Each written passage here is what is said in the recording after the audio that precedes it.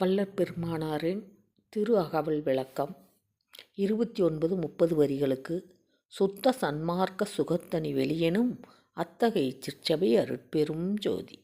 சுத்த சன்மார்க்க சுகத்தனி வெளியெனும் அத்தகை சிற்சபை அருட்பெரும் ஜோதி. சுத்த சன்மார்க்கம் என்பது ஜோதி தரிசனத்தை தம்முள்ளேயே தரிசித்து மகிழ்ந்து வாழ்தலாம். அதனுடைய தொடக்க நிலையே வெளி என்று முன்னரே உரைக்கப்பெற்றுள்ளது. சுத்த சன்மார்க்கம் ஒரு சுகமான அனுபவம், அக அனுபவம். அதனை அறிய ஆரம்பித்தல் தன்னை அறிதல் முதற்கொண்டாம்.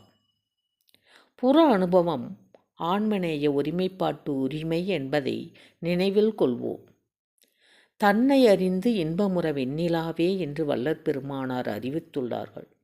அத்தகைய சுத்த சன்மார்க்க சுகத்தனி வெளியினை சிற்சபையில் காணலாம். சுகத்தனி வெளியாகவும் விளங்குபவர் அருட்பெருஞ்சோதியரே.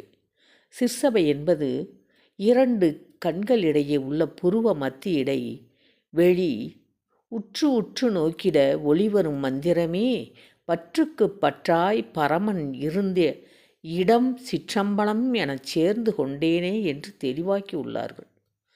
நேற்றி புருவத்திடை சுகத்தனி வெளியாக விளங்குபவர் அருட்பெரும் ஜோதியேயாம்.